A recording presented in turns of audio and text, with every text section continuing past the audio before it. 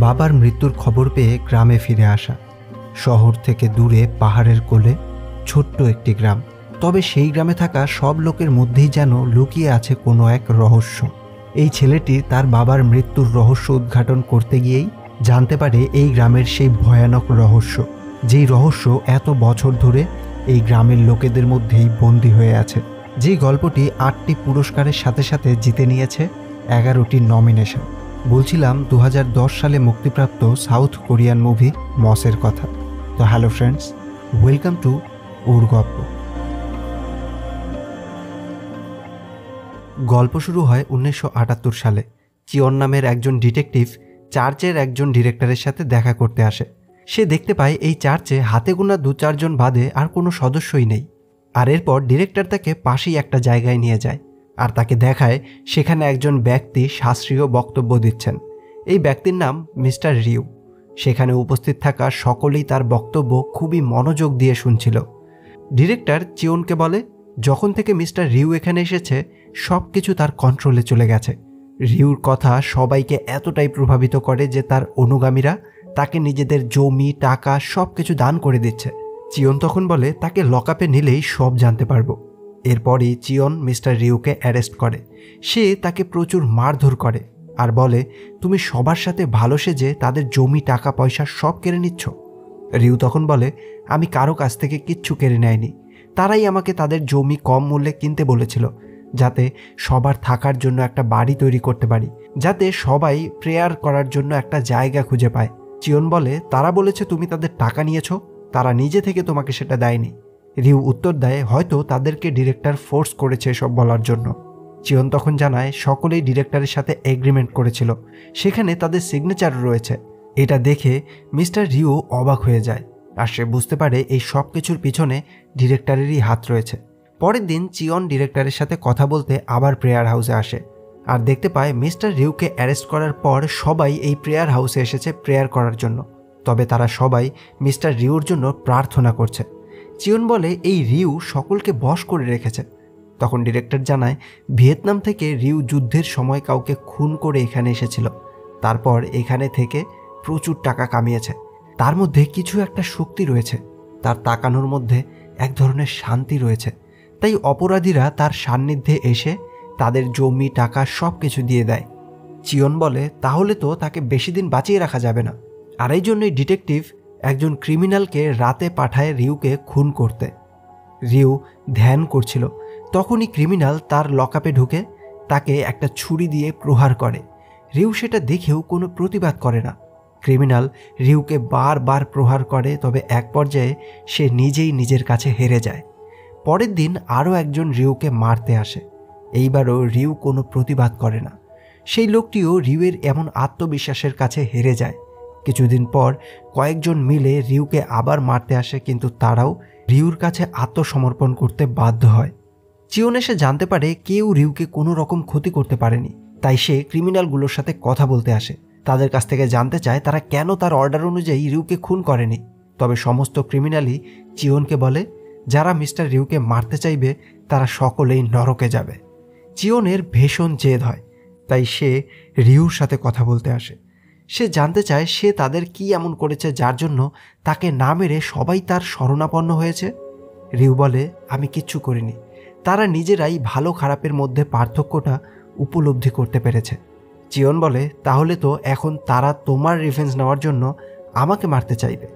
রিউ হেসে বলে, আমার একটা উপকার করবে? চিয়ন প্রথমে অস্বীকার করলেও পরে জানতে চায় কি সাহায্য করতে হবে, আর রিও তাকে সবটা জানায়। পরদিন চিয়ন একটা ছোট্ট মেয়ের খোঁজে সেই গ্রামে আসে। মেয়েটির নাম ইয়ংজি। চিয়ন ইয়ংজির কাছ থেকে তার বাইবেলটা নিতে চায়। সে রিউর উল্লেখ করা বাইবেলের সেই পেজগুলোকে পড়তে শুরু করে, যেই পেজগুলোতে লেখা ছিল চোখের জন্য চোখ, দাঁতের জন্য দাঁত, হাতের জন্য হাত আর পায়ের জন্য পা। সেখানে সে 6 জনের নাম লেখা দেখতে পায়। রিউ এই 6 জনের কথাই চিয়নকে বলেছিল। তারা ইয়ংজিকে রেপ করে তাকে প্রেগনেন্ট করেছে, তারপর গ্রাম থেকে ইয়ংজিকে বের করে দিয়েছে। রিউ চিয়নকে বলেছিল তাদেরকে উচিত শিক্ষা দিতে, আর চিয়ন তাদের নিজেদের মতো করে শাস্তি দেয়।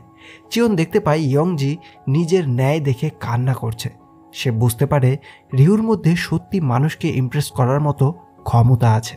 তাই সে রিউর সাথে আবার দেখা করতে আসে। সে রিউকে ছেড়ে দেয় আর রিউ চিয়নকে ধন্যবাদ জানায়। চিয়ন বলে, আমি প্রথমে ভেবেছিলাম তুমি গ্রামের লোকেদের বোকা বানিয়ে তাদের সব কিছু কেড়ে নিচ্ছ, কিন্তু আমি ভুল ছিলাম। তুমি সবার থেকে আলাদা। আমার জীবনে আমি অনেক ক্রিমিনাল দেখেছি, তারা লকআপে আসে, জেল খাটে আর লকআপ থেকে বের হয়ে আবার কোনো না কোনো ক্রাইম অবশ্যই করে। তাদের মধ্যে কোনো রকমের পরিবর্তন আসেনি, কিন্তু তোমার সাহায্যে আমি তাদেরকে চেঞ্জ করতে পারবো। রিউ বলে, এমন কি কোনো ক্রিমিনাল আছে যারা পরিবর্তন হতে চায়? চিয়ন বলে, অবশ্যই আছে, এমন অনেকেই রয়েছে। আর এরপরেই কেটে যায় 25টি বছর। রিউ এবং চিয়ন দুজনেই বৃদ্ধ হয়েছে। আর 25 বছর পরেই এক রাতে রিউ মারা যায়। চিয়ন তার লোকেদের কাছ থেকে এটা শুনতে পেয়ে বিশ্বাসই করতে চায় না। সে মিস্টার রিউর চোখের পাতা খুলে দেখতে বলে সে সত্যি মারা গেছে কিনা। আর এরপরেই সে নিশ্চিত হয় যে সত্যি সত্যি মিস্টার রিউ এবার মারা গেছে।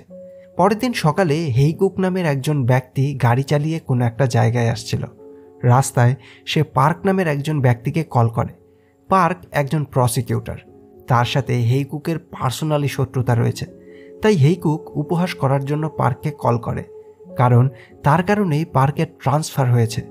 আসলে পার্কের সাথে কথা বলার সময় হেইকুক সব কিছু রেকর্ড করে নিয়েছিল, আর তারপর সেটা পার্কের সিনিয়রকে শোনালে তার সিনিয়র শাস্তিস্বরূপ পার্ককে ট্রান্সফার করিয়ে দেয়। পার্কও তখন হেইকুককে খোঁচা মেরে বলে, আমিও শুনেছি তোমার জব চলে গেছে, একই সাথে তোমার স্ত্রীও তোমাকে ডিভোর্স দিয়েছে। মনে রেখো, আমি এখনও তোমার উপর নজর রাখছি। তোমার সামান্য ভুল তোমার জন্য বিপদ নিয়ে আসতে পারে। হেইকুক এরপর সেই গ্রামে আসে। সে আসলে মিস্টার রিউর ছেলে, আর সে তার বাবার মৃত্যুর খবর শুনেই এখানে এসেছে। কিন্তু সেখানে সবাই তাকে দেখে অবাক হয়ে যায়, কারণ আজ পর্যন্ত তারা কখনোই রিউর ছেলেকে দেখেনি তার বাবার খোঁজ নিতে। চিয়ন এখন গ্রামের চিফ অর্থাৎ গ্রামের মেয়র হয়েছে, তাই সে হেইকুককে ওয়েলকাম জানায়। হেইকুক তার বাবার ডেড বডি দেখে ইমোশনাল হয়ে পড়ে। রাতে চিফ তার বিশ্বস্ত 3 জন কর্মীর সাথে ডিনার করছিল। এই 3 জন কর্মীর নাম হচ্ছে সিওক, ডিওক এবং সাং। রাতে হেইকুক সবার সাথে ডিনার করতে আসে। সবাই তাকে ড্রিঙ্কস অফার করে। হেইকুক জানায় সে ড্রিঙ্ক করে না। সত্যি বলতে সে তাদের বিশ্বাস করতে পারছিল না, তবে চিফের কথায় সে ড্রিঙ্ক করতে রাজি হয়। সেই ডিনারে একজন পুলিশ অফিসারও আসে। ডিনার শেষে যখন ওই পুলিশ অফিসার চলে যাচ্ছিল, তখন হেইকুক তার কাছে জানতে চায় সে কি তার বাবার মৃত্যু নিয়ে ইনভেস্টিগেশন করবে না, তার বাবার মৃত্যুকে কনফার্ম করবে না। পুলিশ বলে সব কিছু হয়ে গেছে, চিফ দুপুরেই সব করে নিয়েছে। হেইকুক তখন জানতে চায়, কিন্তু ডাক্তার ছাড়াই কি করে তার বাবার মৃত্যুর কনফার্মেশন হলো? তখন চিফ কল করে আগামীকাল ডাক্তারকে আসতে বলে। হেইকুকের কাছে তার বাবার মৃত্যু নর্মাল মনে হচ্ছিল না, তাই সেই প্রপার ইনভেস্টিগেশন চাচ্ছিল। পরের দিন ডাক্তার এসে জানায় বার্ধক্যের কারণে মিস্টার রিউর মৃত্যু হয়েছে। তখন চিফ এসে হেইকুককে বলে, তুমি আমাদের সকলকে সন্দেহ করে আমাদেরকে আরও আনকমফোর্টেবল করে দিচ্ছ। তোমার বাবার স্বাভাবিক মৃত্যু হয়েছে। ফিউনারেল শেষে ডিওক এসে চিফকে জানায় হেইকুক এখানে কিছুদিন থাকতে চাচ্ছে। এতে চিফ চিন্তিত হয়ে পড়ে, তবে বেশি কিছু না বলে সে হেইকুককে একটা স্টোরে থাকার পারমিশন দেয়।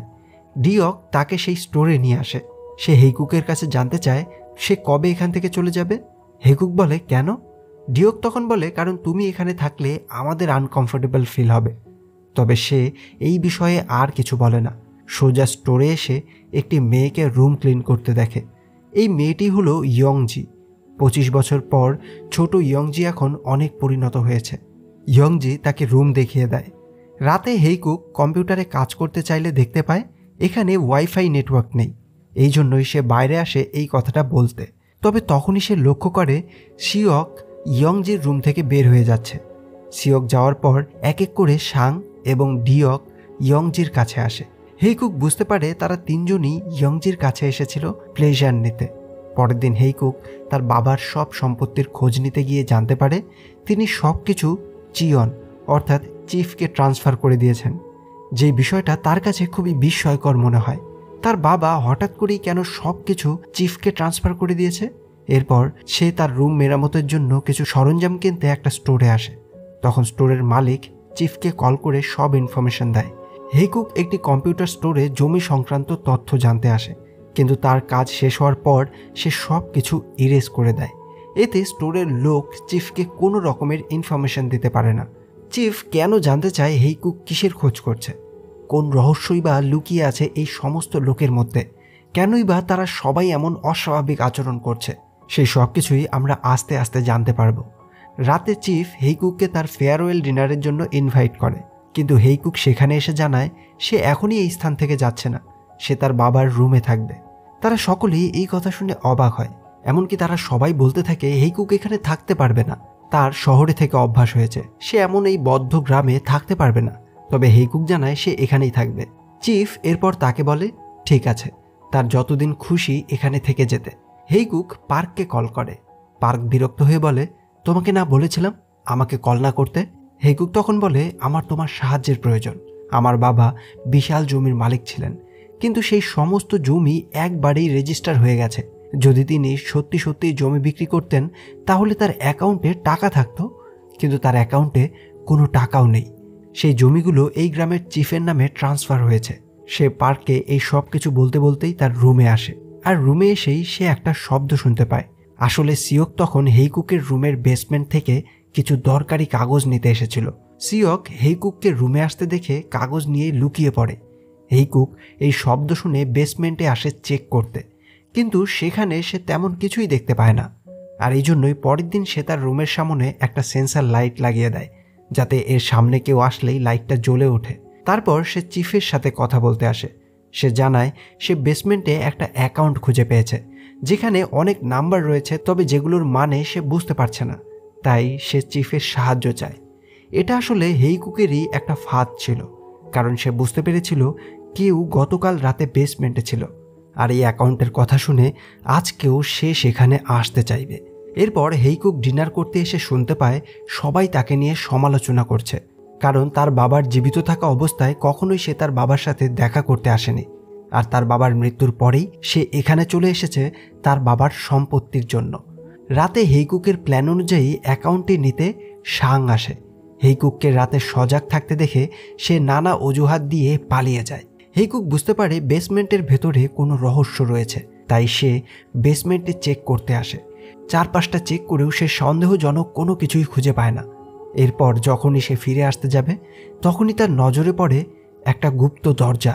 সেই গুপ্ত দরজার পেছনেই রয়েছে একটা টানেল, যেই টানেলের মধ্য দিয়ে হাঁটতে হাঁটতেই সে সোজা পৌঁছে যায় সিওকের রুমের পাশে।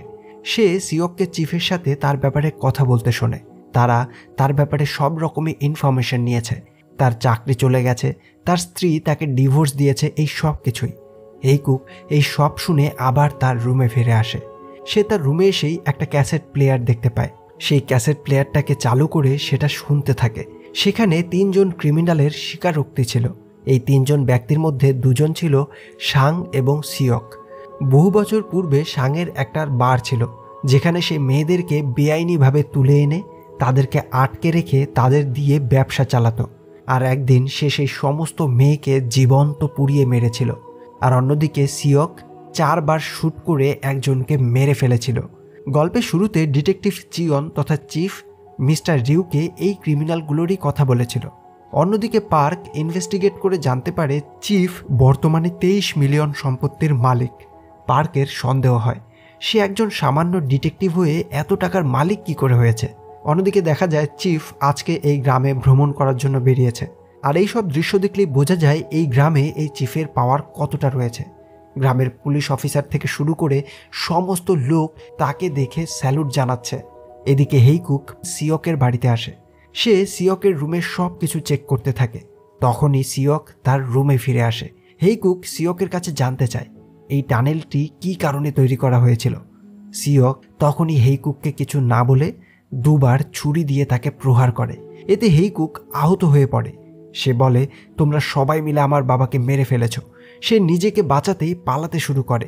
সিওক হেইকুকের পিছু নেয়। এদিকে চিফ সিওকের কাছে আসছিল।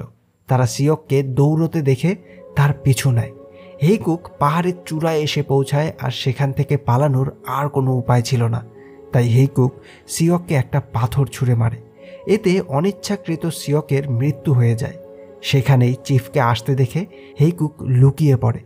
চিফ সেখানে এসে সিওকের ডেড বডি দেখতে পায়। যেটা দেখে সে একদমই ঘাবড়ে যায়। সে বুঝতেই পারে না সিওক কিভাবে এখানে এসে পৌঁছলো আর কিভাবেই বা তার মৃত্যু হলো। তখন হেইকুক মাটি দিয়ে নিজের গায়ের রক্ত মুছে নিয়ে সেখানে আসে আর জানায় সে চিৎকার শুনেই এখানে এসেছে। তবে চিফের সন্দেহ হয় আর হেইকুক সিওকের রুমে এসে তাড়াতাড়ি করে সেখানে পড়ে থাকা তার রক্ত পরিষ্কার করে নেয়। চিফও তখন সিওকের রুমেই আসে কি হয়েছিল সেটা দেখতে। তবে ততক্ষণে হেইকুক টানেল দিয়ে তার রুমে চলে আসে। সে তার রুমে একটা বাইবেল দেখে সেটা পড়তে শুরু করে। এই বাইবেলটি ইয়ংজির ছিল, যেখানে আই ফর আই লেখাটা দেখে সে পার্ককে কল করে। সে জানায় তার জন্যই একজনের মৃত্যু হয়ে গেছে আর এই কারণেই সে আত্মসমর্পণ করতে যাচ্ছে। তবে তখনই পার্ক বলে, বোকামি করো না, আমি চিফের ওপর ইনভেস্টিগেশন শুরু করেছি। অন্যদিকে সিওকের ফিউনারেলে সাং ভীষণ কান্না করে, কারণ তারা দুজন একসাথে 25 বছর কাটিয়েছে। সাং চিফকে বলে, এমন মনে হচ্ছে মিস্টার রিউ প্রতিশোধ নিতে নিজে ফিরে এসেছে। আমি হেইকুককে ছাড়ব না। তবে চিফ বলে, এমন কোনো কিছু করো না যাতে বিপদ আরও বাড়ে। যদি সে নিজে এই গ্রাম থেকে চলে না যায় তাহলে আমি সেটার ব্যবস্থা নেব। তখন হেইকুক এসে এই সব কিছু শুনতে পায়। সাং হেইকুককে বলে, যদি আমি তোমাকে সব কিছু বলি তাহলে কি তুমি এখান থেকে চলে যাবে? তাহলে আজ রাতে আমার বাড়িতে এসো। এদিকে পার্কের সাথে দেখা করতে চিফ আসে। চিফ জানতো হেইকুকের সাথে পার্কের শত্রুতা রয়েছে, তাই সে তার ব্যক্তিগত প্রয়োজনে পার্ককে কাজে লাগাতে চাইছিল। তবে পার্ক বলে, হেইকুক আমার মতো প্রসিকিউটরের কেরিয়ার শেষ করে দিয়েছে। তার যদি কিছু হয় তাহলে আপনি সারা জীবনের জন্য জেলে থাকবেন, কারণ হেইকুককে আমি নিজে হাতে শাস্তি দেব। এই বলেই পার্ক সেখান থেকে চলে যায়। অন্যদিকে রাতে হেইকুক সাংয়ের কথা মতো তার সাথে দেখা করতে আসে। সে আসতেই সাং তাকে মারতে শুরু করে।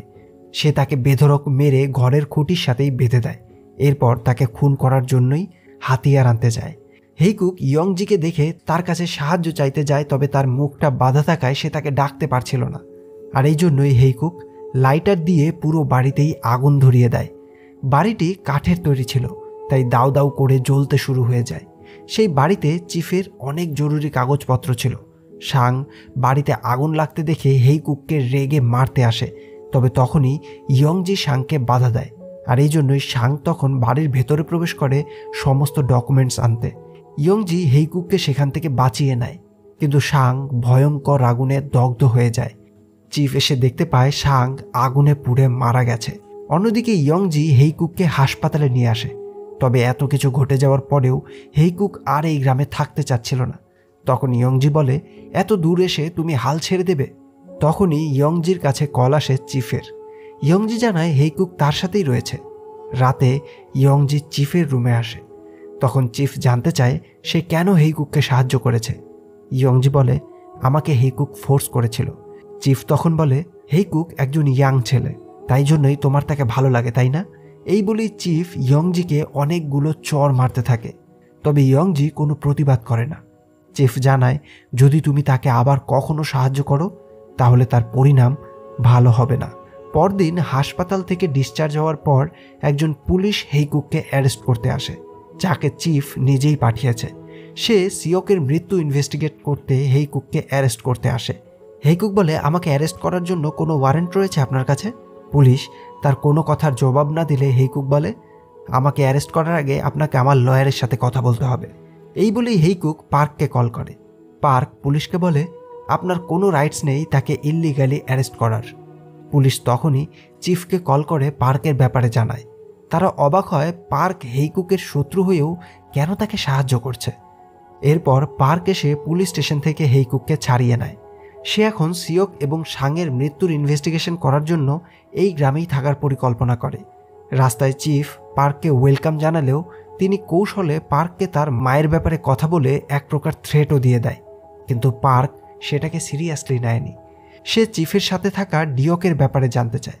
হেইকুক জানায় ডিয়ক চিফের অনুগত কর্মচারী। সে চিফের ব্যাপারে অনেক কিছু জানে। চিফ যা করতে বলবে সে তাই করবে। রাতে ডিয়ক হেইকুক এবং পার্কের সাথে কথা বলতে আসে। ডিয়ক সাং এবং সিওকের মৃত্যুতে খুবই ভয় পেয়ে আছে। সে মনে করে এইবার তাহলে তার মৃত্যুর সময় এসেছে। তাই ডিয়ক তাদের চিফের ব্যাপারে বলতে শুরু করে। সে বলে, চিফ আমাকে যা যা করতে বলে আমি তাই করে থাকি। সে তাদের এটাও বলে চিফের কথায় সে কিভাবে মানুষজনকে টর্চার করে তাদের সম্পত্তি চিফের নাম করে নিয়েছে। এমনকি যেসব মানুষ তাদের জমি চিফের নামে দিতে রাজি হয়নি তাদেরকে মেরে সে তাদের জমি চিফের নামে করে নিয়েছে। ডিয়ক চিফের সব রহস্য বলে দেয়, আর এই কথাগুলো চিফ টানেল থেকে শুনতে পাচ্ছিল। পরদিন চিফ ডিয়ককে তার সাথে দেখা করতে বলে। ডিয়ক আসলে সে তাকে ধাক্কা দিয়ে নিচে ফেলে দেয়, আর এতেই ডিয়কের মৃত্যু হয়। হেইকুক ডিয়কের মৃত্যুর খবর পার্ককে জানায়। সে পার্ককে বলে, আমি চিফের সাথে দেখা করতে যাচ্ছি, আমার বাবার মৃত্যুর প্রতিশোধ আমি নেবই। পার্ক তাকে এই কাজ করতে নিষেধ করে, কিন্তু হেইকুক পার্কের কথা অমান্য করে চিফের সাথে কথা বলতে আসে। হেইকুক বলে, তুমি আমার বাবাকে খুন করেছ। তবে চিফ বলে, আমার গল্প শুনতে চাও? চিফ তখন তার গল্প বলতে শুরু করে। ফ্ল্যাশব্যাকে দেখানো হয় রিউ ক্রিমিনালদের সংশোধন করার জন্য কিছু নিয়ম তৈরি করে, যেমন তিনি সবাইকে নিরামিষ খাবার খাওয়ার জন্য বলেন। কিন্তু চিয়নের এসব পছন্দ ছিল না। সে ক্রিমিনালদের নিয়ে লুকিয়ে জঙ্গলে আমিষ খাবার খেয়ে আসতো। সে বিভিন্ন ধরনের অসামাজিক কাজ করতে থাকে। রিউ সেগুলো বুঝতে পেরে চিয়নের সাথে কথা বলে, কিন্তু চিয়ন জানায় সে অন্য জগতে আছে। বাস্তবতা তার পরিকল্পনার পৃথিবীর মতো নয়। রিউ তাই পরের দিন সিয়ককে জিজ্ঞেস করে সে কেমন মানুষ হতে চায়। সিয়ক রিউর কথা বুঝতে পারে না সে কি মিন করছে, তাই সে জানায় সে এখন যেমন আছে অনেক ভালো আছে। আস্তে আস্তে তারা রিউয়ের সামনেই অসামাজিক কাজগুলোকে করতে থাকে, কিন্তু রিউ কোনো প্রতিবাদ করতে পারে না। তাই একদিন রাতে সে চিয়নকে খুন করতে আসে, কারণ তার কারণে বাকিরা ধর্মীয় পথ থেকে বিচ্ছিন্ন হচ্ছিল। তবে চিয়ন সেটা আগেই বুঝতে পেরেছিল, তাই সে রিউকে সবার সামনে একজন অপরাধী প্রুফ করে। সেটা দেখে বাকিরা রিউকে বলে, তুমি আমাদের মতোই একজন ক্রিমিনাল, সুযোগ পেলে আমাদেরকেও মেরে ফেলবে। চিফ এইটুকু গল্প বলে থেমে যায় এবং হেইকুককে আগামীকাল আসতে বলে। পার্ক তার টিম নিয়ে দ্রুত ইনভেস্টিগেশনে এগিয়ে যায়। তার সাথে কথা বলতে ইয়ংজি আসে।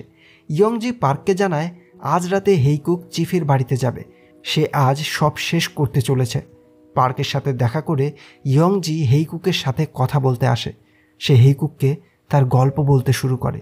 ইয়ংজি জানায় জীবিত থাকা অবস্থায় মিস্টার রিউ অনেকবার তোমার সাথে কন্ট্যাক্ট করার চেষ্টা করেছিল, কিন্তু তুমি তোমার বাবার প্রতি অভিমানের জন্য তার সাথে ঠিকমতো কথাও বলতে না। আস্তে আস্তে চিয়নের আধিপত্য বাড়তে থাকে। সে রিউয়ের সামনে ইয়ংজিকে তার রুমে ডেকে নিয়ে আসতো আর নিজের শরীরের চাহিদা মেটাতো, কিন্তু রিউয়ের কাছে সেগুলো চুপচাপ সহ্য করা ছাড়া আর কোনো উপায় ছিল না। চিয়ন ছাড়াও প্রতি রাতে সিয়ক, সাং, ডিয়ক নিজেদের চাহিদা মেটাতে তাকে প্রতি রাতে ব্যবহার করত, কিন্তু সেগুলো তাকে চুপচাপ সহ্য করতে হতো। হেইকুক এইসব শুনে দুঃখ প্রকাশ করে, কিন্তু ইয়ংজি জানায় তার দুঃখ প্রকাশ করার মতো কিছু নেই, কারণ এই লড়াইটা ইয়ংজির নিজের। পার্ক রাতে পুরো ফোর্স নিয়ে গ্রামে আসছিল। তখন তার সিনিয়র তাকে এই কাজে বাধা দিলেও পার্ক তার কাজে অটল থাকে।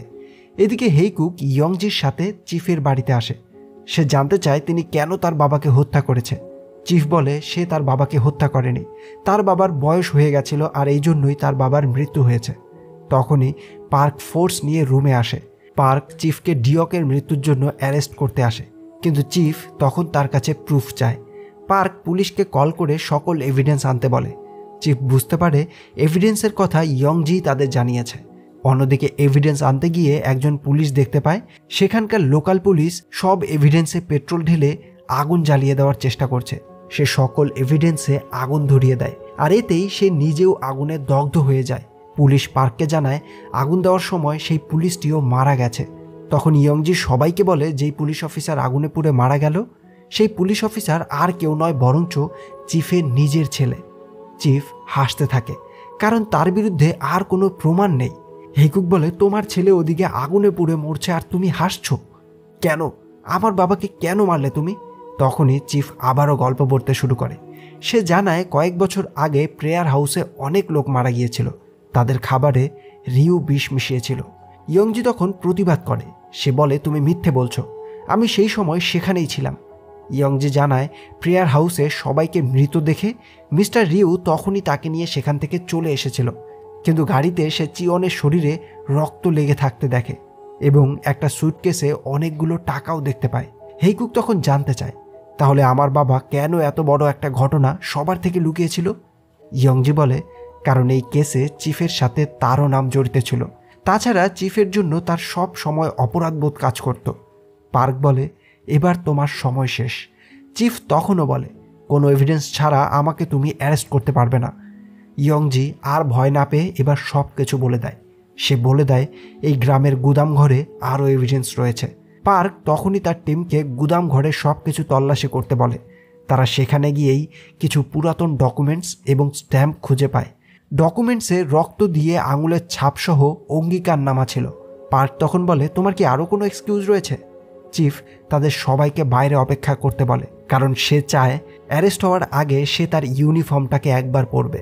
এই জন্যই সবাই বাইরে গিয়ে চিফের জন্য অপেক্ষা করছিল। হেইকুক বাইরে এসেও জিজ্ঞেস করতে থাকে তার বাবার মৃত্যুর কারণ কি। তখন ইয়ংজি তাকে জানায় চিফ তাকে সত্যি কথাই বলেছিল, মিস্টার রিওর মৃত্যু স্বাভাবিক ছিল।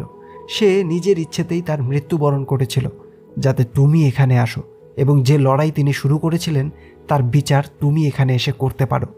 তখনই চিফ শ্যুট করে সুইসাইড করে নেয়। সে রিওর কাছে পরাজয় মেনে নিতে পারেনি। নিজের ছেলেকে হারিয়ে এই গ্রামের নিজের আধিপত্য হারিয়ে সে নিজের পরাজয়টা মেনে নিতে পারেনি, আর এই জন্যই সে নিজেকে শ্যুট করে মেরে ফেলে।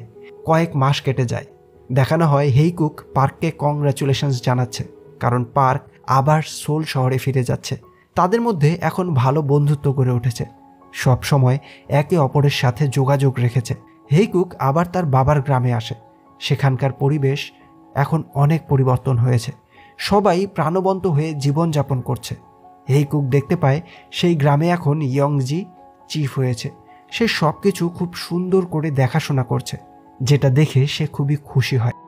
হঠাৎই হেইকুকের মনে পড়ে তার বাবার মৃত্যুর সংবাদ একজন মেয়েই তাকে ফোন করে দিয়েছিল। সেই তাকে গ্রামে আসার জন্য বলেছিল, আর সেই জন্যই চিফ এবং তার কর্মীরা হেইকুককে গ্রামে আসতে দেখে অবাক হয়েছিল, কারণ তারা এটা বুঝতে পারছিল না রিওর মৃত্যু সংবাদ হেইকুক কী করে পেল। হেইকুক তখন সব কিছু বুঝতে পারে। সে বুঝতে পারে ওই দিন ইয়ংজি তাকে ফোন করে তার বাবার মৃত্যুর খবর দিয়েছিল। ইয়ংজি তার নিজের প্রতিশোধ নেওয়ার জন্য তাকে এই কাজে হাতিয়ার হিসেবে ব্যবহার করেছে।